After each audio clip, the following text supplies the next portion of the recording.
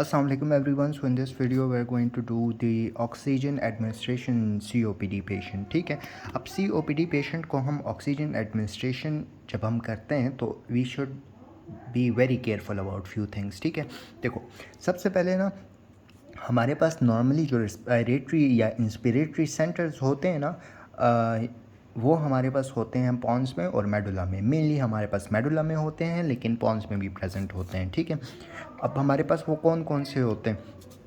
देखो सबसे पहले हमारे पास जो मेडुला में प्रेजेंट होते हैं ना वो हमारे पास या तो ventral group of respiratory neurons होते हैं या तो हमारे पास dorsal group of respiratory neurons होते हैं. ठीक है, अब वेंट्रल जो होते हैं वो एक्सपिरेशन के लिए होते हैं और डॉर्सल जो होते हैं वो इंस्पिरेशन के लिए होते हैं. ठीक है, अच्छा ये चीज़ हो गई.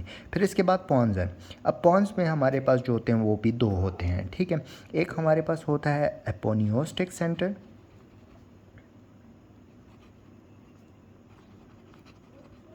और एक हमारे पास होता है नीमोटैक्सिक सेंटर. ठीक है, अब जो एपोनियोस्टिक सेंटर होता है ना ये हमारे पास इंस्पिरेशन की ड्राइव को ज़्यादा करवाता है, जबकि ये हमारे पास जो होता है ना नीमोटैक्सिक सेंटर ये बेसिकली इंस्पिरेटरी ड्राइव को कम करवाता है. ठीक है, ये भी हो गया.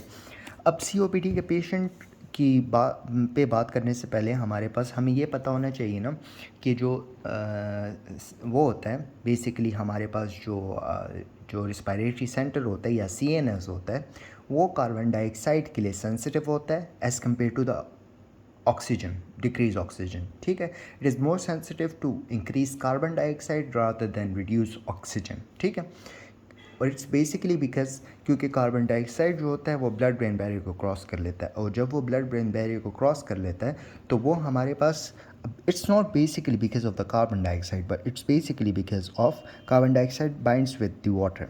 ठीक है, it's basically form the bicarbonate. ठीक है, carbonic acid. It's converted into bicarb and hydrogen. So the respiratory center is basically sensitive to this hydrogen ion, not the carbon dioxide, but the carbon dioxide is going to form this hydrogen. सही है, तो हमारे पास it is more sensitive to carbon dioxide as compared to decreased oxygen. ठीक है, ये हो गया. सही है, अब हमारे पास नॉर्मली जब हमारे पास बॉडी में पेशेंट जो होता है जब उसकी वेंटिलेशन प्रॉपर नहीं हो रही होती या हम कहते हैं कि उसकी सैचुरेशन ड्रॉप हो रही है, ठीक है, तो हम उसको ऑक्सीजन देते हैं. ठीक है, इन दैट केस पेशेंट में क्या होता है कि उसमें ऑक्सीजन का लेवल कम हो जाता है विच इज़ हाइपोक्सिया या हाइपोक्सीमिया, ब्लड में कम हो गया, और हाइपर कैपनिया.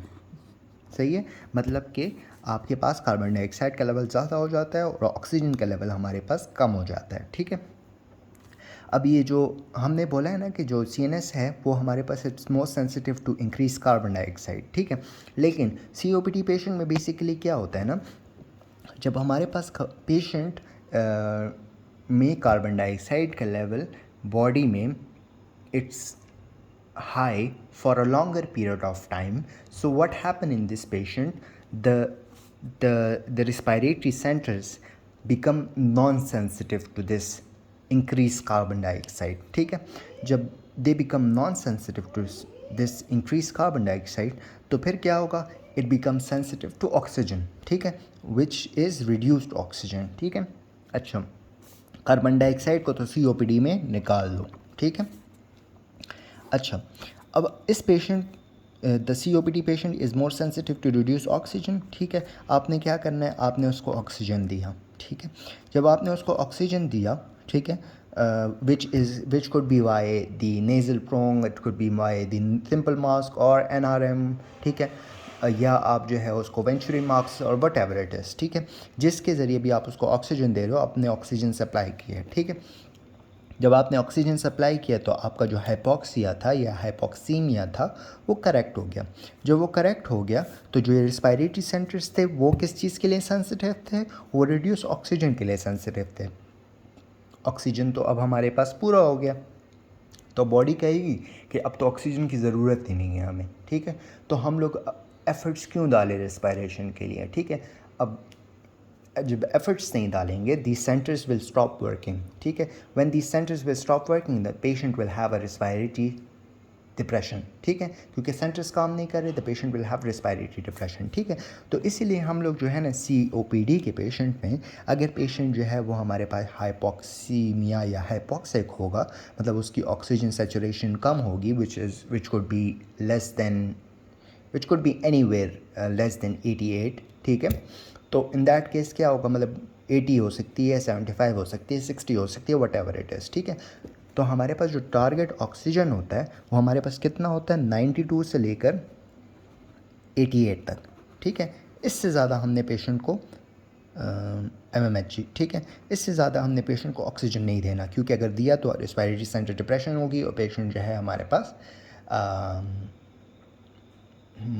उसकी रेस्पिरेटरी अरेस्ट में चला जाएगा, ठीक है।